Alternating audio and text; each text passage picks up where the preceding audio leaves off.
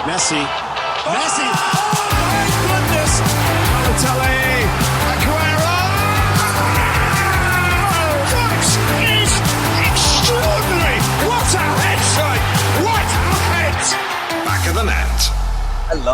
Hello, and welcome to the Not a Pundit podcast. But sure, you already know that. I'm delighted to be joined, as ever, by Conor Glennon and Nitin Byrne. My name is Killian Ginnity. Gentlemen, how are we doing? We are winning football matches, boys. As a nation, we are actually not losing for once. It is great to be back when we have a win to talk about. Not even one, we've got two. How are I'm you now? scared, it's so different. I mean, it was only Bulgaria, but yeah, it's better than losing. I'll give you that. Yeah, I'm all good. How are you getting? I am fan dabadozy. I don't mind. Good. Yeah, I don't mind an international break, but for you gentlemen, it's even better because the international break is now over. But yes, we have had 2 wins. Heimir has arrived. Now, Nate, as you did say, it's only Bulgaria. This is not Bulgaria of Berbatov and Petrov and the other Petrov. This is a less classy, less recognizable Bulgaria team. But we're also a less classy and less recognizable Ireland team. So we will take these things in context. 2-1 wins. Nate, less than convincing performances, but we seem to be able to get results now from bad games. Yeah, like I think you hit the nail on the head there with two not very convincing wins. We gave away a goal early in both of them, like from very sloppy defending. Um, yeah, it was good to get back into the game, but how much of that actually comes down to that bit of talent that we have rather than a team performance? Um, that's my worry now. Is like, are we just relying on them individuals, and when that opponent gets a tiny bit better, can we get back into that game? I don't know. Connor, what did you make of Heimir now? Like this, we did say beforehand that this was kind of not make or break for him, but definitely the matches that he needed to put a stamp on because like there's no excuses left anymore. This is now his team. He's around long enough. He's had his impact, if and what that may be. We didn't know. It seems to be grand. Yeah, like I mean, look, if you're him, you're gonna say that's the best we could have done is getting two games, 2 wins. It definitely calms the noise around him. I think the FAI needed that both from a optics perspective, based off interviews that have gone on over the last week or so, and off the back of the controversy around the women's management setup. So I think the FAI will really welcome that. I think Nate's right. Look, it's Bulgaria, but the thing we have to remember, lads, and I think this is what I would be saying if I was Heimer, if in terms of when the FAI come asking questions, inevitably at some point, we haven't won 2 games in a row since 2022. On paper, he's one of our most successful managers of late. Was it that convincing? No, I think you summed it up well in the fact that the worry for me is those early goals. Like Nate said, it's subpar opposition. It's great to see us scoring goals and also strikers scoring goals. Is something that is new to this team, and I know that sounds like I'm trying to be funny, but it's just a fact. So there's positives and negatives. Am I on the Heimer Express? No. But you can't fault him at the same time.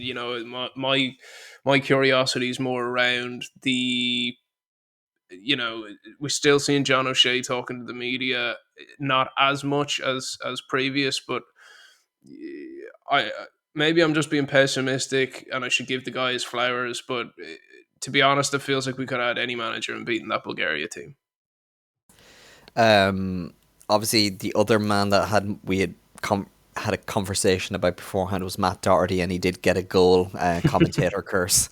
Do you think that he's proven us wrong? Do you think that he has silenced doubters after coming back into the squad, or is it just a goal that masked bad performances and yet another Matt Not a Doherty-ishness? chance. not a chance as he silenced us or proving us wrong. It was a goal against a very, very poor Bulgaria side that somehow still gave us a run for our money in some regard. Um, like he scored a goal, and I'm seeing articles written during the week. Matt Doherty's career revival. What revival? I swear to God, I saw an article like that. What revival? Um, Do no, you not think he's like Messi the way everyone was talking about him before? the way everyone speaks about him, yeah, but his performances don't match up. No, listen, he's going to go back to the same substandard player that we're used to in the games coming up.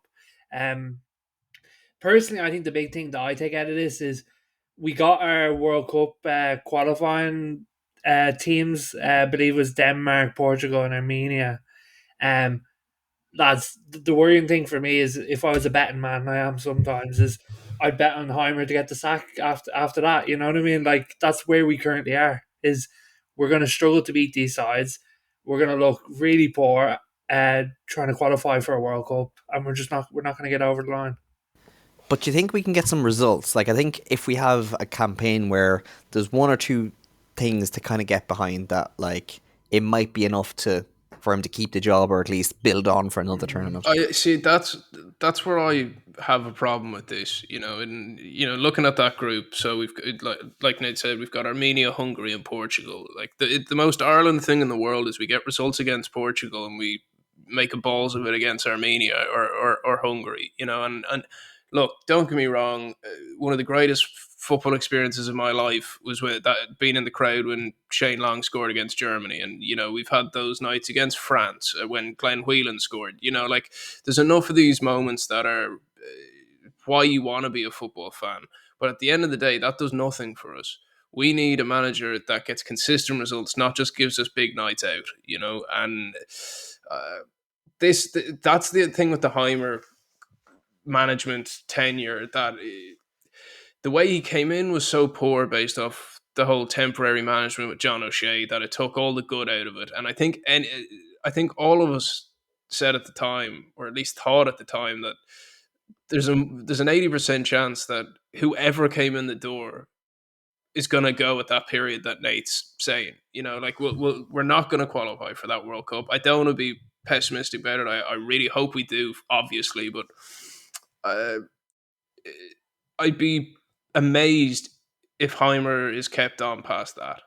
Amazed.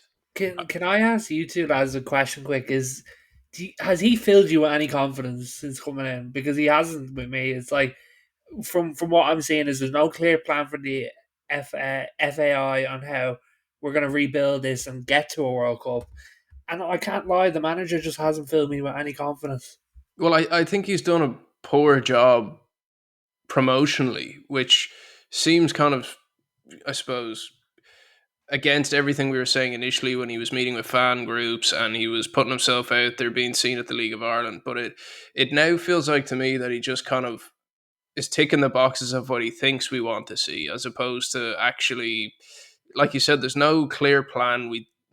I've said before, I don't care if we don't have a style of football as long as we're winning games. So I can't say much, but if I don't know if any of us could describe, if someone said, how does Heimer's team play football? I don't really know what to tell you. Like, I wouldn't say he's kind of filled me with confidence, but difference between him and Stephen Kenny is we're now able to grind out a result when we need to grind out a result. And I think, if nothing else, that's a step in the right direction. Yeah, we may not have a particular footballing identity right now, but we also don't know what our team is. We're still, look at the squads that were being selected, and that's where I'd have more issues with Heimer at the minute, is there is still that kind of lack of balance between the last generation and the next. Like, Doherty and Brady, still like relying on these players that we realistically should have already moved on from, or at least have a better idea of moving on from. Yes, I know Festi's around for the right back slot, but he's now playing out in Turkey, which is less than ideal. And he wasn't in the squad. On that subject, though, like, are we just kicking the can down the road, like 100%. waiting for a golden generation? Like, 100%. Like, But how can we expect a golden generation, though, if we're not training one up? where's the like active Like, where we being active to try and get players that we're producing in this country to a better place? Like, because I can't lie, I was so disappointed seeing Festi go to Turkey.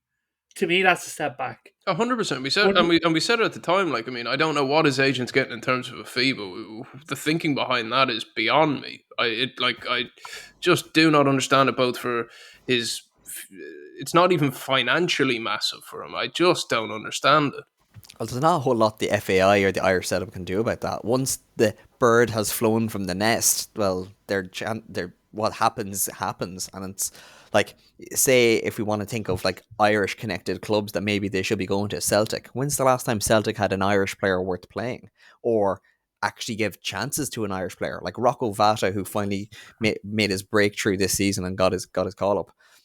Languished in the B teams and the youth teams of Celtic, so our leagues aren't at a stage of being able to accommodate players of Festi's caliber, so we can't really complain when they go to maybe teams that we don't necessarily want them to. But as long as they're playing at a high level and are making enough that keeps them as good as footballers, I don't care.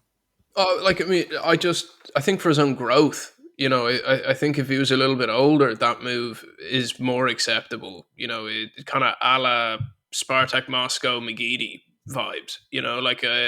I just think at the point of his career that he's in right now, I just don't know if it is the move that's most beneficial for him. And it, I'm almost laughing at myself here that I'm being so pessimistic about an Ireland team that's just won 2 games in a row. Like, I feel like shaking myself, but it's so meh.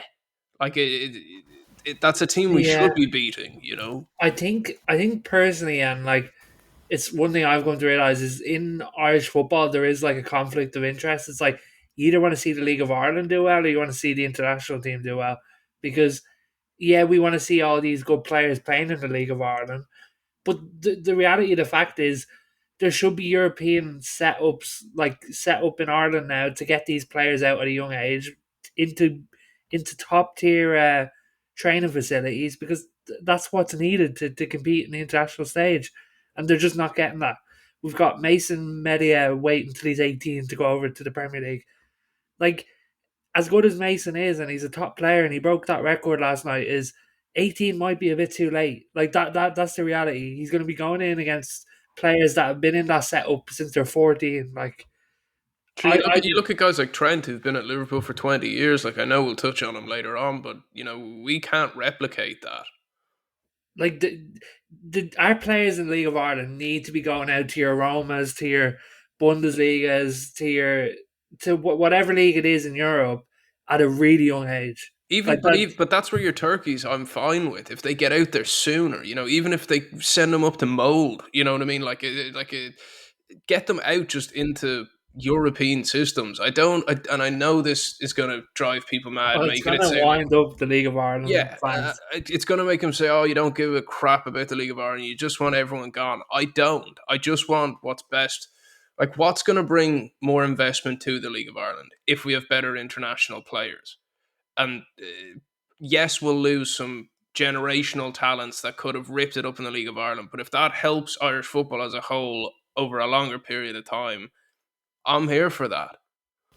But how do you do that? Like, we don't have an FAI that is kind of in situ long enough or stable enough at the minute to go out to the likes of these other FAs, be it like the governing body of France or Germany or Spain, to be able to kind of go, hey, let's build bridges. Well, we've seen as of I recently that they might not be there for in the year or two that might actually take. So are you dependent on, I don't know, Irish ambassadors? Are you dependent on some Irish millionaires or billionaires trying to invest in clubs? Like the fact that Jake O'Brien was so good over in Leon, that should be enough. And if the teams aren't calling, well, then maybe the league just isn't there yet, and we just have to wait another couple of I, years. I I don't. I'm sorry to hop across, but just the thing for me is I don't care if the C-suite people aren't going to be there in 2 years' time. Like, do it now. It can be something that the next guy picks up or the next girl picks up. It's just because the state of our organization as an FAI seems to be short term a lot of the time. doesn't mean we can't plan long term. We just have to make that handover when it inevitably happens as seamless as it can be, and we have to have those conversations. Almost like clubs have feeder clubs all over Europe. We need to start doing that. If I was FAI president right now, I'd be going out to your Bayern Munich, whoever it is, whatever top tier academies are out in Europe, and trying to strike up deals with them. I'd be like, get your scouts over here when these players are young. You get first dibs on them. Like literally, you get first dibs on whoever you want.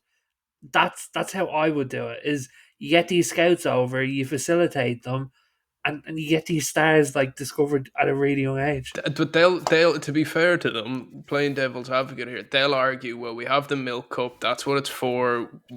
Our domestic talent is seen by international teams. You get the likes of Barcelona, your Inter Milans, multiple clubs in every league coming over to play in that, and they'll say that's doing their job, and it's up to the players from there. But it's Hey, that's working out well for them, isn't it? Two things on that though. Like, we don't have an FAI board that has the clout to get them meetings right now. No, we might get we might get be on the UEFA boards or get in them kind of ones. We're not there where that we can just not rock up to Bayern Munich and kind of go, here lads, here let's set up a feeder system. And there's the other risk, which is if we send these guys over young and they're good enough, well then maybe they'll start playing for Germany or for Spain if they get the chance. We're already seeing it with Paul Niebel, who is like the breakout in the Bundesliga. He is going to get. He's playing for the Germany under 21s. We've seen it with Anilsimo Garcia McNulty. We've seen it with John Patrick Finn. Like he played underage for Spain, I think, at one stage when he was coming through at Barcelona. Like, there is a give and take when it comes to these kind of ideas. But what's the alternative? Like, is it just we got to stay in situ and just wait and for like a crop of players that are good enough to make it at the later stage? Like, I don't see what the other option is. I'm not saying that you don't do a form of it, but we just have to be willing and knowledgeable enough to go into this with your eyes open, kind of going, there is a trade-off here. We may be happy with this, but we may not be happy with that. And if we are going to open these tracks to getting these transfers, I think we should still implement the 18 rule, because that's how we're going to lift the league. The Brexit rule, you mean?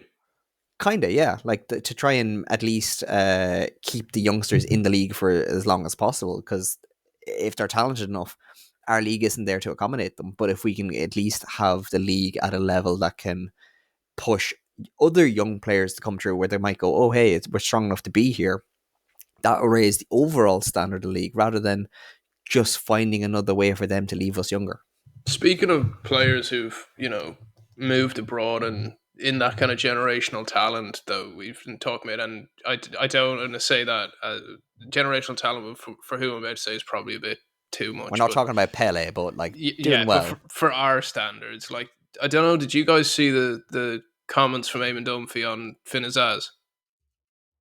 No.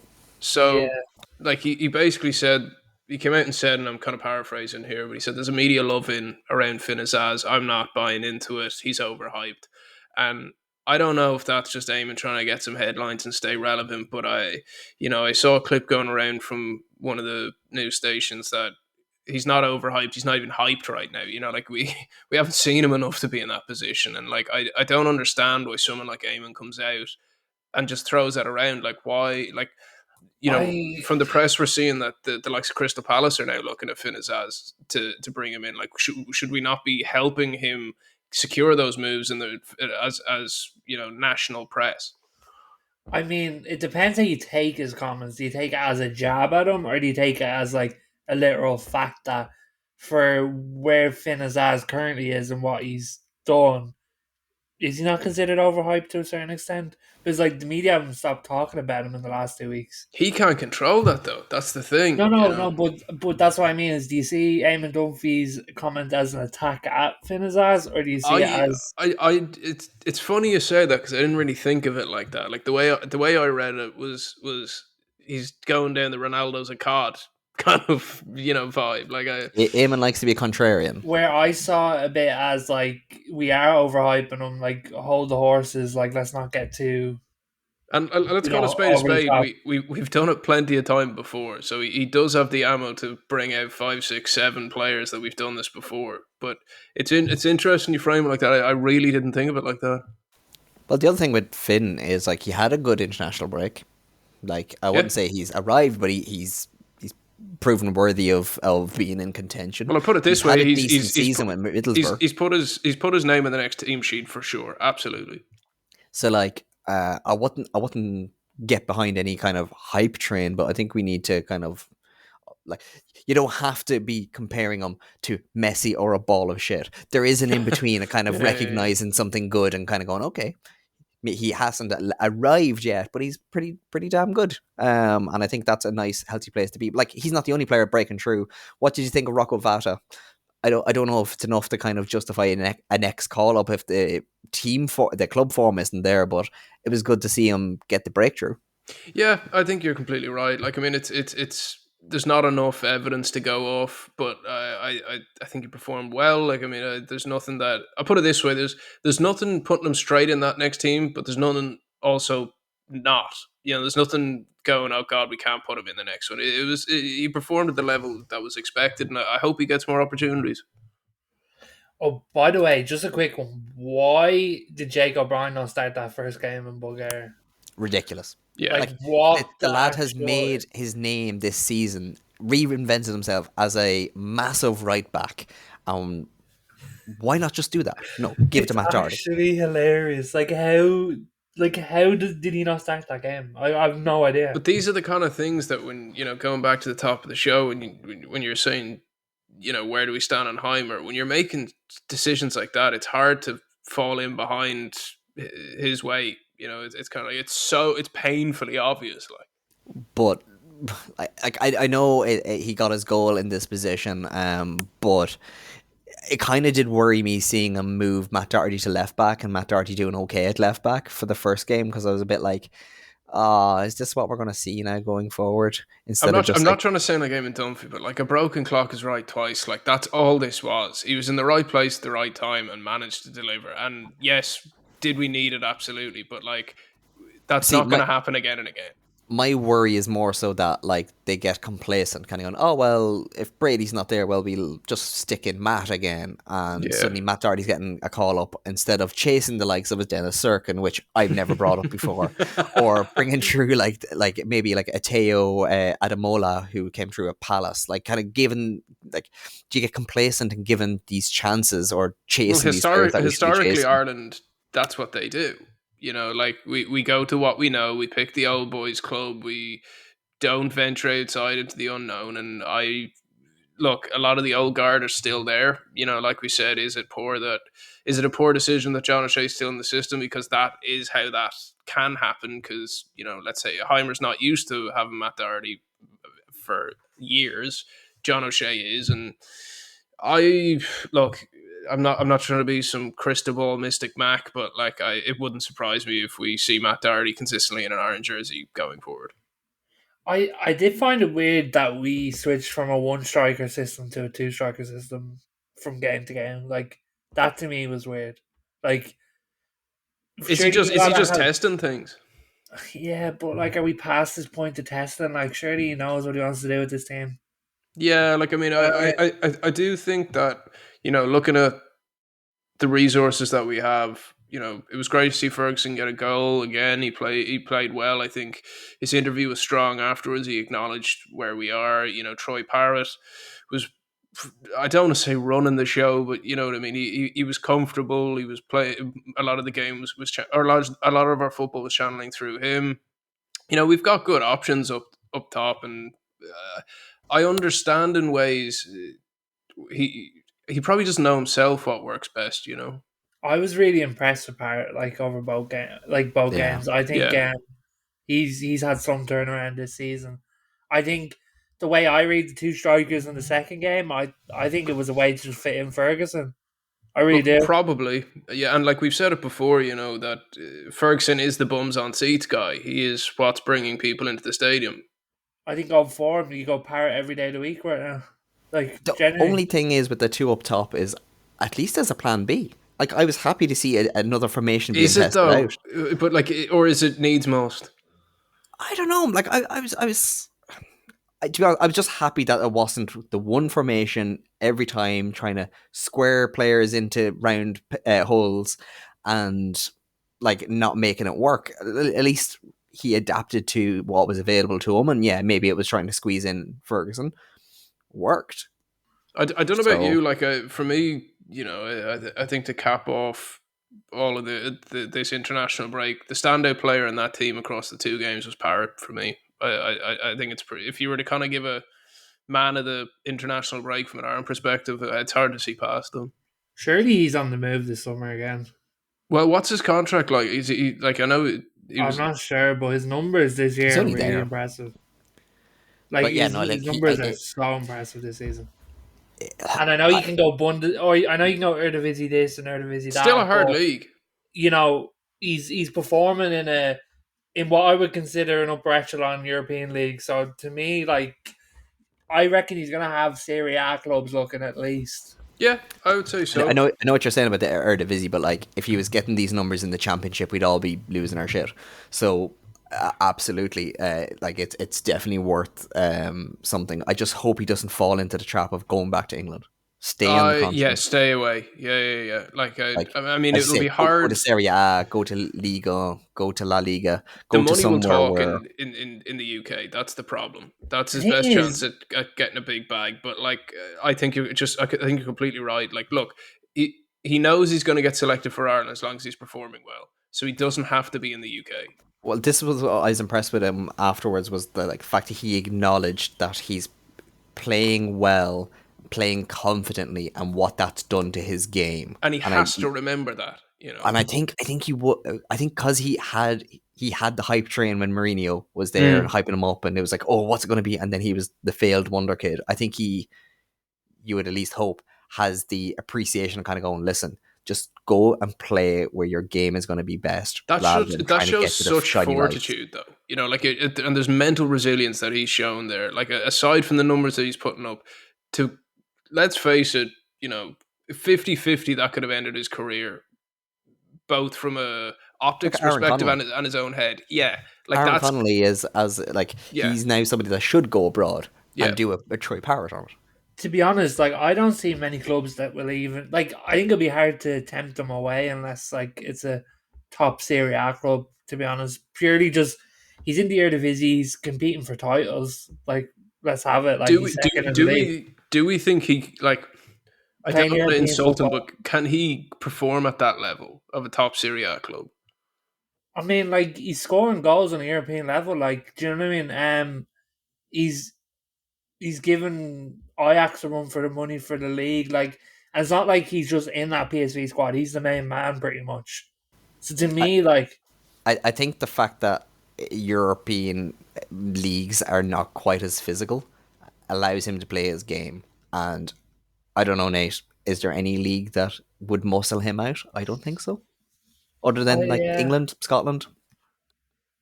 yeah, maybe, possibly. Like, I don't know. Do you think a Celtic could tempt him? I was just about to say I hope he stays away from the UK because I think Celtic's too safe, and I think also being Irish there comes a lot of pressure with that he doesn't Well, need. well, look at Ida.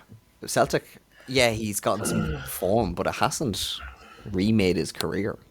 I He think we he were all also a bit he iffy also about that played move, though. decently, but I think we were all a bit iffy about the Ida move. Like, he's a good player. Is he a main man type player? I don't think so. Well, see, that's the worry is like if you can't be the main man at Celtic, you can't be the main man anywhere because like it's not like it's the highest level of football, in terms of international stage.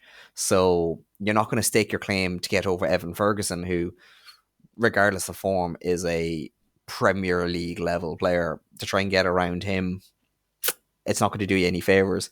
Banging in 20 goals a season in any upper league in Europe will put you in contention for that.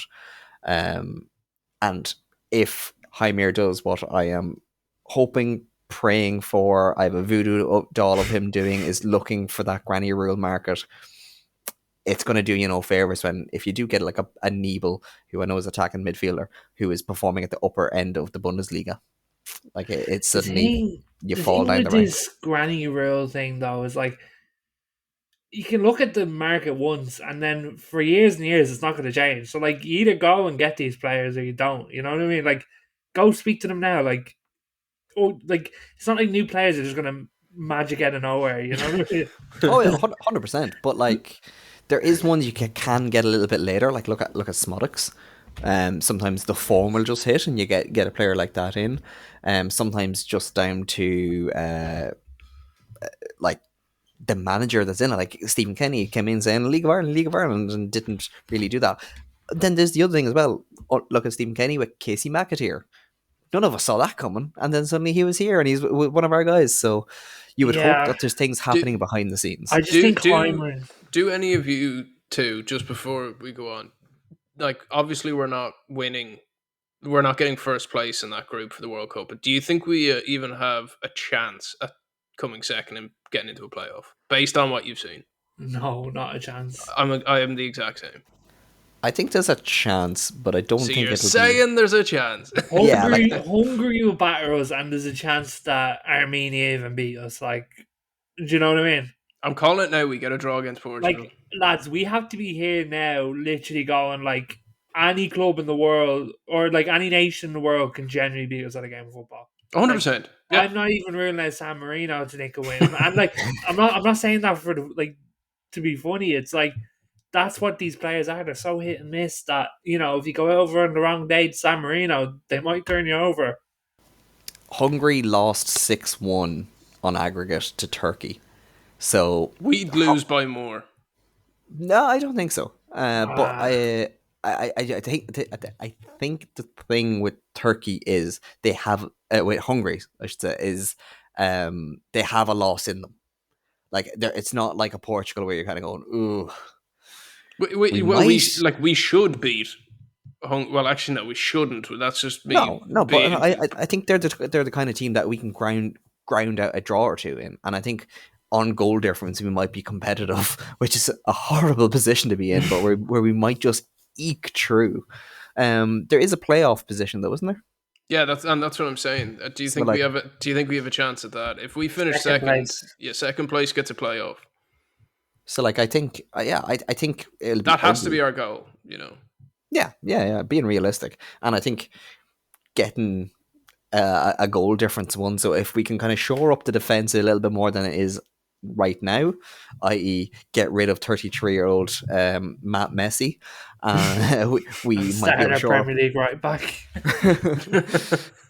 And if we can just move on from that, shore up our defense, keep the scores low, we might eke through on goal difference.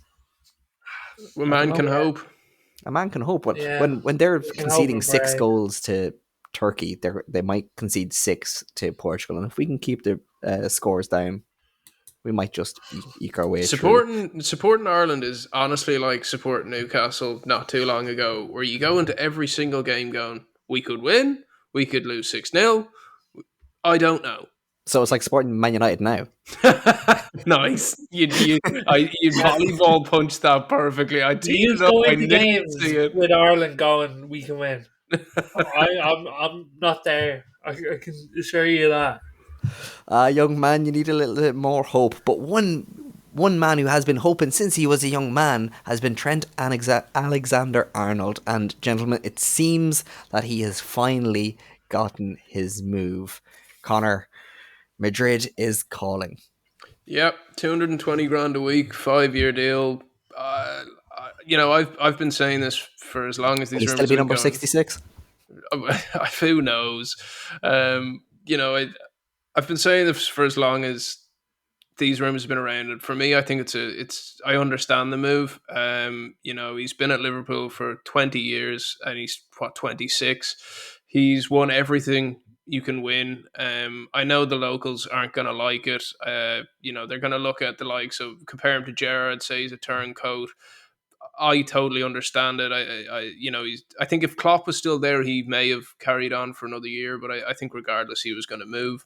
I think it's also beneficial for the England team. You look at the likes of Bellingham going into that England team. Plenty of players have said when you walk in, having come off the plane, been in a Madrid training centre, there's respect there. It elevates the group. It elevates not just the players, the coaching staff, and it gives excitement to the fans. Financially, look, it doesn't. Madrid isn't going to do anything for him that another club couldn't do. But I think it's a great move for him, and I think it's a great move for the national team. What was your thoughts and reactions, Nate? I was just on Twitter laughing at all the Liverpool fans having meltdowns. It was actually quite an amusing day, I must say. Yeah, I'd be annoyed if I was a Liverpool fan. I'd be like, But would you get it though? Like, I know you'd be annoyed, but would you get it? No, not really. I'd be annoyed that the club let his contract run down. Well, yeah, Personally. that's a whole other thing. Yeah. Like, do you know what I mean? Like, if we're speaking about Trent, maybe not this season, but of seasons of late, like, we're talking an 80, 90 million pound player going out the door for free. So, of course, I'd be livid about that. Do I think currently they're going to have a huge hole to fill? No. I think Connor Bradley can step up now. I wonder who comes in to support him, though. Probably just another youth player, to be honest. Like, because when you look at the Trent sized hole that was left at Wembley, arguably no Trent, no Bradley cost them the Carabao Cup, and I'm not just bringing that up to bring up the fact that Newcastle won it, but like I think we kind of saw what could happen if Trent goes and Bradley gets injured. Yeah, like I think the big thing is like how can Bradley push on from this now? Like it's all well and good being the second player in the list and like coming in and taking your chances, but being the number one is different gravy. When you're relied on for 45 games a season, it becomes a bit different. Listen, I think Bradley has the quality. I think the big thing though is like just making sure he pushes on. Do you think he can push on, Killian?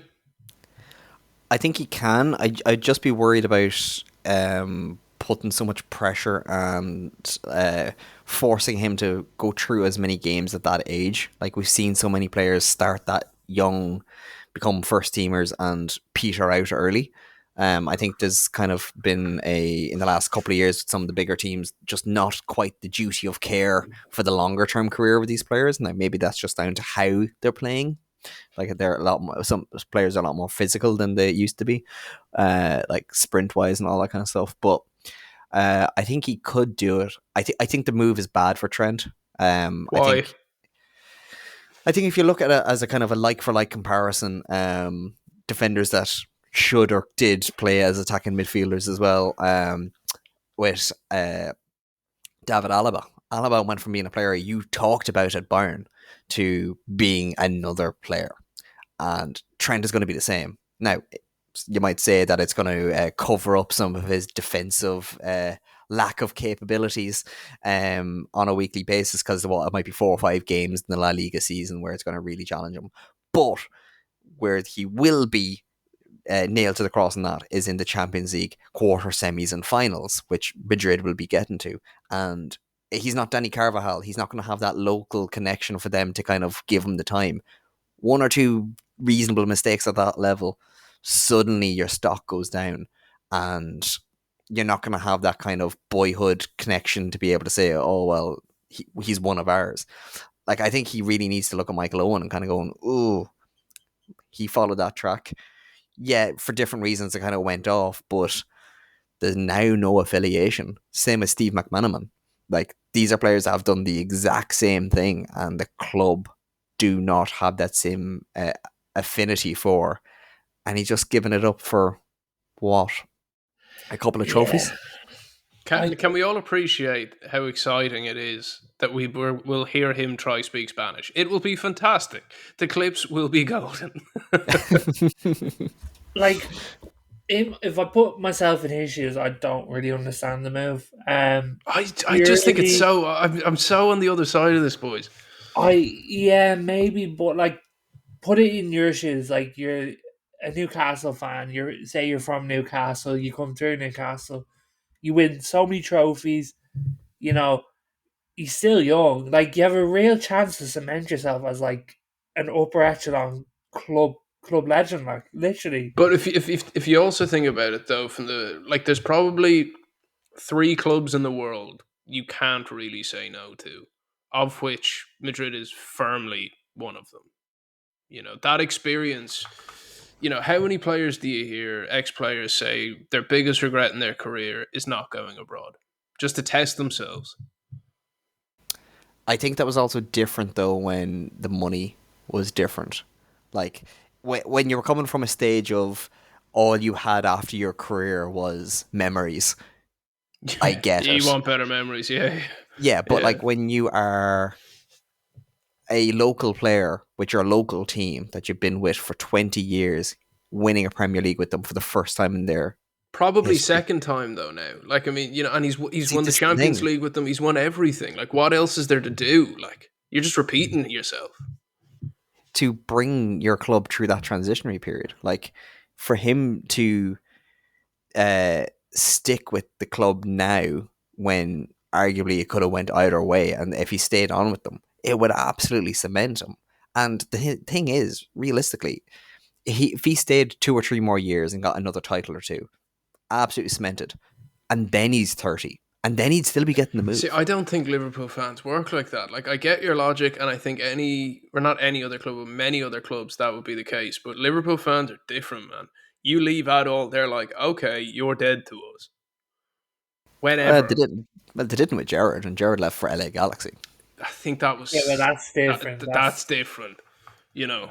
That's a 35-year-old Gerrard leaving for the MLS. You know what I But mean? like, there was also like, okay, like take Torres. There wasn't the same kind of lack of love after he left. Robbie Fowler, there wasn't that same lack of love after he left. I Pepe Reina, no lack of love after I he think left. It's the dwindled though. thing the thing specifically with Torres though, I think it's because he went on and done so bad. I Yeah. think that plays a big part into it. I think But if he went Suarez, on, there was Suarez, Coutinho. Like we can go through a yeah, load of players. but the thing is, Mascherano, Alonso. Trent's now gone to a team that's realistically going to be trying to knock his boyhood club out of competitions. You know, I can see it becoming very toxic very quickly in the way that of how like Liverpool fans see him. Like you know, they're two teams that always go deep in the Champions League, so they're going to meet each other. But Do you know what I mean? but we are approaching this, boys, is like, you know, with the way we're talking about what the Liverpool fans expect. This isn't the GAA. You know, you shouldn't just have to play for the parish that you happen to be born in. You know. See, I think I personally think when I weigh it up is like how I felt about Rashford is like it's a Scouse lad playing for Liverpool who grew up idolizing Liverpool, has come through at the edge. Like he was 20 when he hit the heights or whatever. It's like that's the ultimate story for like Liverpool fans. Do you know what I mean? Like the way I think a really kind of good like for like comparison now would be say like Kobe Manu in a couple of years time getting Man United back to winning Premier Leagues and Champions Leagues, and then before 30 at the height of his game when he should be pushing on and keeping United at the top, moving off to Barcelona, you'd have a bit of a bitterness to it. And what are you giving it up for? But I think in To be today's another player? I think in today's football though, like the one man clubs, you know, it's even rarer now than it was before, and But it was rarefied air back then. But it should be even easier now when the money is so But egalitarian across yeah, the big leagues. and these are the players that should be the one man clubs in my opinion. These are the ultimate stories in my opinion of football. It's like the guys from there goes wins a trophy, goes win multiple trophies, takes Liverpool back to the top where they were. You know, the guy that brought them through leaves. You know, they're about to win another league.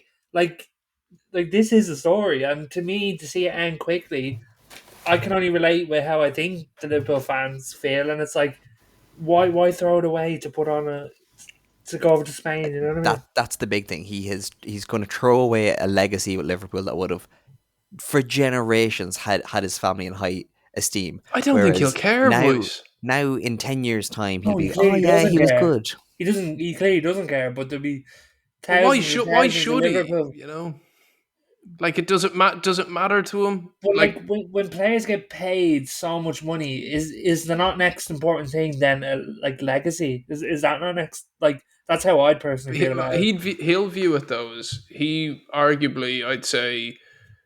Look, the peak of football is the European Cup. You know, the Champions League. I think he looks at that going, my chance of winning multiple Champions Leagues is not in Liverpool.